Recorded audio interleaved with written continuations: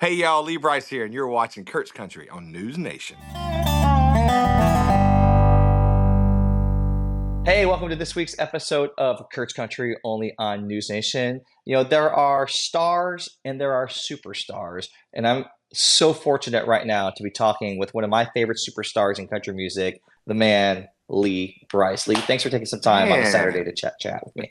that's a big old intro there, man. Thank you for So you having. should bring me out Yeah, on the road. I can MC your yeah, shows. I can do the announcing, WWE style, give you a nickname. 100%. Come on, I got room on the bus. There you go. I'm definitely going to come out there and do that. I'm going to tell John Clore to make sure I get invited to a show Okay, one of these days. John. Have JC hook me up. Who, by the way, for those of you watching, Lee's on Curb Records, one of the most long-standing, labels in all of Nashville, and one of the very first people I met in country music in the industry side was John Clore, JC, as we affectionately Hmm. call him, who is one of the nicest human beings I think I've ever met. Yeah, good, great dude, and I was back in the old days when it might have been like a okay record deal back then, but now it's like the best record deal. Now, record labels, they own like everything that an artist has. Their, merch, their shows, all that stuff. I got lucky, and I'm old school record deal where they just own the music, and so we make records together. But I got my shows and stuff. So now I've got like the best record deal in Nashville. To this, since I'm old school, I guess. What year did you get your deal back in the day? So I signed. Well, I came to town in 2001, and I signed. I mean, within about a year, I signed. I've been with Curb Records for a long time now. We won't. I need to go put some color on this beard, I guess. I mean, the consistency and continuity. I mean, when I think of your career, I think one of the things that that jumps out to me is the longevity and the consistency. It's like you put out hit after hit after hit with the same label, and it just, we live in a time now where people jump around all the time. People are, I mean, it's like lightning speed out there. Yeah. Uh, It's so many move on to the acts. next thing. Yeah, move on to the next song, move on to the next act, move on to the next. But that's, that is the world we live in. People want more now, and uh, it's a, it's a, it's getting tougher to be out, in the music industry because I mean, a million people could pop up tomorrow on TikTok or this or that or whatever, and be have a bunch of fans out in the audience overnight, and truly overnight success. Yeah. Oh, yeah. I mean, it is. I was talking with the other week with Drew Baldridge, who just Oh made yeah, history having his song, independent, no label, goes top of the chart. But he talked about how the song really wasn't doing much, and then one day it's on TikTok and it's getting 10 million views, and all of a sudden the trajectory of his entire career changes because of social media. yeah. It used to be just radio. People didn't even have TV; they just listened to the radio. Like say the Grand Ole Opry, first radio station, in the country, and it reached because there were no other radio stations. It reached all the way across the country, and so people Yeah. would hear. They'd sit around the radio and they would listen with their ears to music from whoever this person was. They didn't know what they looked like. They knew nothing except this music coming out of a radio. And then a big shift changed whenever it became visual. It's like uh, we're sitting here on a face to face, and without like this on here, this career it's just different now. It's just changed. So now it's changed again, big time, like you're talking about, and you got to move with it. You got to figure it out. That's what I've been doing since the very beginning, is moving with instead of fighting against. It's like being Yeah. sucked out to the ocean and you're swimming. You just kind of got to go with it, and you still fight. I mean, to get back to the shore, but you kind of have to flow with it. And that's what I've been trying to do since the beginning.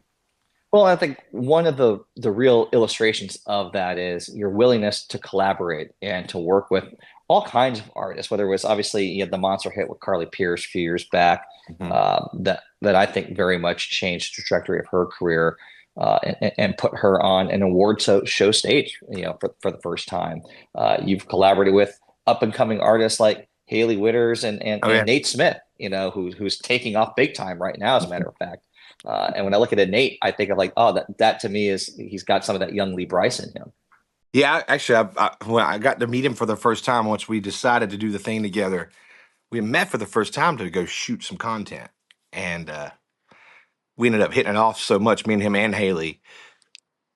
I felt like I mean, first of all, we shot the music video that day. We didn't realize we were going to do it. We were just going to shoot content, get to know each other a little more than we had. We had met before, but not really hung out. And we had so much fun. We ended up shooting the video that day, and that was the video. But Nate really was like he reminded me so much of like the young me out, just getting rolling, and he's just so energetic, ready to rock, and like Yeah.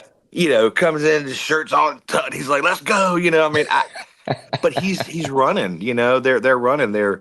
When your career kind of takes off, you got to be ready for that ride. And a lot of people get on that ride. I've seen it 100,000 times.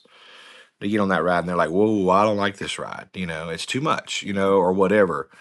But he's doing great, man. And he is kind of like a little bro, like So that's we hit it right off. I mean, Nate projects so much, the combination of humility and just genuine Yes. excitement. Like, Yes. he is just excited to be invited to the party of life. Yeah, he is. He's excited, and I told him that. I said, "Man, enjoy every second of this moment because it ain't gonna necessarily pass, But this is a really energetic, fun time when you're first kind of rocking out, and like, I mean, I got him. I look like a really smart guy because I got him right before on the song, right before he had like a whatever, however many week, 10, 12, however many week number one he had. I said, well, I look pretty smart right now. Getting this kid. Get him early. Yeah. But I mean, I think that for someone who is, an established star like yourself, getting to do that with a newer artist and then seeing him achieve success, that's gotta be really rewarding to just be like, hey, I got to be a small part of his story. Like, how cool is that?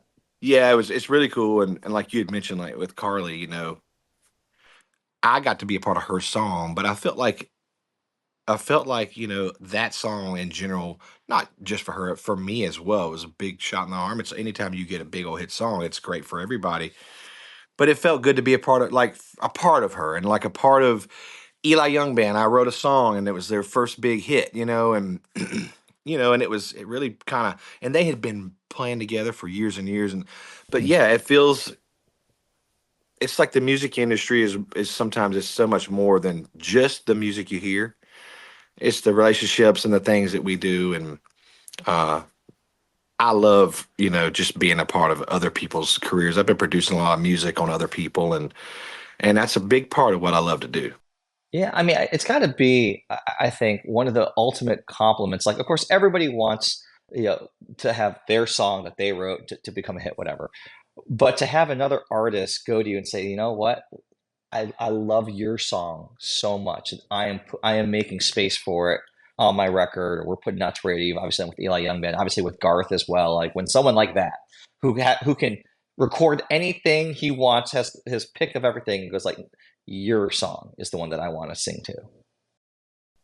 Yeah, that's to this day the whole, I mean, Garth and Edwin McCain are like two of my say pop music, secular music heroes, and for that to happen with Garth and the whole way it went down so fast, so fast. He calls me and he's like, "Hey Lee, I'm going through the airport security, like 5 o'clock in the morning or something. I was all like been out of shape, been up all night with radio the night before or whatever. I get a call. I'm like, hello? Hey Lee, this is Garth. I'm like, Garth who? What are you talking about? And I had, putting your stuff into the bin and it's like about to go through this. I'd like, get off your phone. I'm like, I had to hang up on Garth Brooks the first time my hero called me ever. So I literally just stood there and I didn't know what else to do. So I go, and my phone's going through the thing and I just screamed out through the airport, Garth Brooks just called me, just randomly, like at the airport. It's so, came out the other side, called him back and he said, man, I heard this song you wrote and I know it's something that you're considering to put out yourself, a whole deal, and he was so sweet. He goes, but man, I'd love to record this song and put it out like tomorrow, and I was like, Hmm. okay. And to this day, and then he puts it out and it goes number one the first week, you know, the whole deal. And it was like, as a kid growing up, and not just like he's my favorite. It was like it was how he did stuff, how he captured you via radio, via the show, his show, via Yeah. everything. There was just a. I was always like, if you're going to model your career after somebody, why not be after the person who beat the Beatles and Michael Jackson for the most record sales ever? You know, Yep. and I loved his connection with people. You know, Hmm. and it was a big deal. So to this day, it still feels like it was almost a dream that it Yeah. happened. Even though I don't do this very often, but I did reach out to him, you know, recently, and just to talk to him about something about what I'm doing, and he answered, and we talk, and we, and it's like, like I said, that's not like I don't go down that road, but he he was always the hero, and so it's still kind of a dream that whole thing happened. Yeah. I mean, I think one of the things, I've had the opportunity to both watch Garth perform and be in his presence, and it's there are a few people who have this gift of no matter how big they are and how successful they are, when you are talking to them, they really do make you feel like you're the most important person in that room, in that conversation. I mean, it is, I always joke that successful politicians, if you will, like that's the magic Right. in that It small is. setting. It is, and Garth is definitely like that person. But I went and played like a memorial in Washington for all the fallen police officers they have every year that Kennedy started. And when I was there, the president was there, so President Obama was there, and I got to meet him. I was in line, and I got to do the hey, here's what you're gonna do. He's gonna walk up to you. You're gonna shake his hand. You're gonna introduce What a yourself, role tell him why you're reversal! You here. were in a meet and greet. Right, I was in a meet and greet. No, for real. And it was actually funny because all the constituents and all the other people, and I'm sitting there with my necklace on and my rings, and well, either way, what you were talking about with the whole gift of that. When I walked up to him, he's amazing at that. He's the most personable guy. He's like, well, you're not a politician. I said, how you know? He said, I mean, look at you. I mean, I had a coat on and all the stuff, but You just can't pull not it the off, same man. as the other people in the line. And the senator from South Carolina and the whatever. But he was very personable, and you're right. I mean, there are people in this world, and Garth is definitely one of those people that, man, you're not kidding. And he means it though. You're the only person he's talking to, even if he's got people all around him doing this. He is right Oh, here he's present. talking to I mean, you. and I think that's so special. I mean, and and I'm here right now, ironically enough, in Washington D.C. actually, and the person that did that the best that I experienced was President George W. Bush. I got to go to the White House Christmas party. A friend of mine was a producer.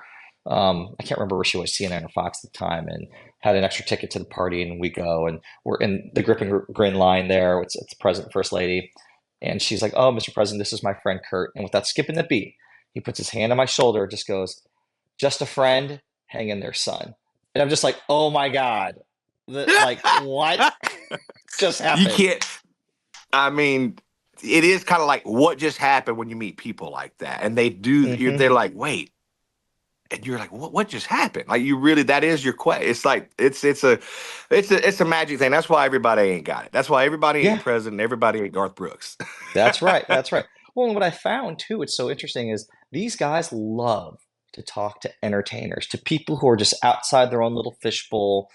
They find it so fascinating, so genuinely interesting, and they feel like, having known many of them in my life, you guys are you understand a little bit of what it's like to be under the microscope on a stage. It's like Oh you yeah. get to perform, they have to give speeches, but there's a lot of similar dynamics at play, and so they love meeting musicians. I And athletes. A buddy of mine was on Athletes. W Secret Yeah, I was Service going to say detail, that.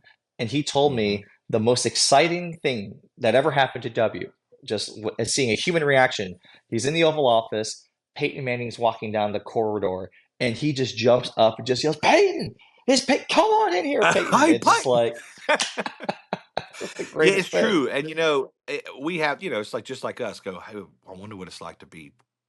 It's like something that money can't buy is to hang out or like understand. Cause like say athletes, I'm actually good buddies with Peyton and like Brian Urlacher and some people that I've met over the years. and they truly like Peyton is he is a huge music fan. He's a Oh yeah. terrible singer, As but Brad loves Paisley to can get on the attest to, stage. by the way. Yeah, I mean terrible, but he loves it, right? And he also loves, you think, or like say a movie star, they're like, man, they it's just a different perspective of life, and that we do kind of get each other's, like you said, kind of get each other's sort of lifestyle, as in we're all in public, but we also work hard at doing a dream that it's almost seems unattainable, but you got to have a little bit of a different mentality to go into it. I didn't come here with a plan B, and I still don't, but thank goodness it's worked out so far. Well, I mean, I think it's too like people, and I think this speaks a lot about just I think your character and your reputation within this community of people want to do stuff with you. I mean, you got this song coming out with with Dolly Parton and up and coming Scotty Hastings, which is just at this point in your life, I can't imagine there are a lot of oh my gosh, I can't believe I'm doing this moments per se, No, yeah, but being on a song that's with one. Dolly, Yeah, and it is magic. Gosh, yeah. I mean, my original when I first came to town, I met a guy, and like the first kind of, I came for a spring break, and I ended up meeting this guy. He ran record labels, and he produces, and he writes, and all the things you would know a million songs, but um, I worked with him forever. He was kind of like my daddy in Nashville. When I first came to town, hmm and slash brother. Older brother, and he. We worked together for a long, long time, and then I started doing some music on my own. But as far as production, producing and stuff, but we're still great friends. And he met Scotty, and just he's got the biggest heart. Like so, Doug Johnson was my producer, and he he met Scotty and said, Lee, I just wanted it, man. I met this guy, and he wants to sing, and I want to do a record on him just because I appreciate the service that he's given to this country and his yeah, sacrifice. He said, I just want to do it. He said, would you consider being on the song with him? I said, well, yeah, whatever. What are you kidding me? Like, if you say so. And he said, I want to do Till the Last Shot's Fired on him. And I said, oh, and I knew that song. Doug had written it a yeah. long time ago, and it's an unbelievable song. And then as I'm like, yeah, sure, come on. And he came over, and I got a vocal, and he had done the track and all this. And then he's like, hey, by the way, I've talked to Dolly. I think she wants to get on this too. I'm like, what? What did you say? And then he sends me like, the rough or the Yeah. first mix or whatever. And I'm like, and her voice is on it, and it just stopped me in my tracks when she comes in. She's another one of those, by the way. When you meet her, she might as well be president. Yeah, magic. She's magic. She is. Well, I hope we get the chance because I mean, obviously here in Washington we have a number of events year round here. In DC, obviously built around veterans and military service, and yeah, I think it'd be such a cool moment. Whether it's Memorial Day, Veterans Day, Fourth of July, having the three of you guys out here to perform, that would be pretty It special. would be it would be amazing. Uh I'm putting that out and there in the universe. Okay, put it out there. All right, so I've got somebody knocking on the door. Can you give me 1 second? Absolutely. I'm coming back. I'm coming back. Hey there. Thank you so much. Well, all right, I'm coming back. Here we go. This power I of got the editing. kids here today. I got the kids here today at the farm, and How old are I they? ordered some food for them. So I got a 16-year-old who's now driving, right? Which Oh is a God, good thing, but it's also a scary thing. that's But he's also been terrifying. driving since he was like 2, Yeah, like on the farm. So yeah. uh, it's so there. He's great. He's kicking butt in football and all that stuff. And then I have a 10-year-old who's sitting on the porch out here that did not stop the Uber Eats guy from bringing the groceries in here just now. He's just right there. I'm like, I told you I'm here doing this interview. So my 10-year-old son Riker, he's just out there, trying to read about this drone. And then my little girl, she's probably the most like me. Um, she's 7, and she's just something else, man. She's A lot got of this Bluey in your life. personality. Right. We got the 10 and the Louis. 8-year-old, and it's my favorite is when I get the text message, "Can I get a snack?" I'm like, I am sitting next to you, Can I literally right get now. a snack? Like what? By the way, you just ate 10 minutes ago, and you It's like didn't eat all your food. the half the snack from before is still sitting there right next to you. Yeah. I'm like, nope. Love it. Oh, they keep you young though, don't they? Or they drain the They life force do. out of you. It could go either way, depending Or on. they, yeah, like I said, these hairs, I need to go put some color on them, I guess, Hey, or shave them off. we just had homecoming two nights ago, which featured bounce houses and food trucks, and I raced the 8-year-old in a bounce house, and I swear to God, Lee, Yeah. I pop back up like my right knee is giving out. What the hell just Just happened? like that. Yeah. When did I get old? Like, what? All I did was move this way one time fishing, and now my Yeah. shoulder hurts for 2 weeks. You know? Oh, like parenting is a rapid form of aging. That's true. Very rapid. It's like you think life on the road takes years? No, life on the road that's now a vacation. Like, yeah, last night went Oh, to man. the It Brad used to Paisley be. So it show, used, yeah. and I'm like, this is the most Go relaxed ahead. I've been in a week. Oh, buddy. So, it used to be a long time ago, you'd go on the road and we would just, I mean, Tear it go up. hard. And I'd come home and I'd just get on the couch and I'd sleep for, and work. I'd work, but I mean, I'd just, rest and just get my rest at home. Have kids, turn the page, have kids, get on the road. And it's like, now I get to rest.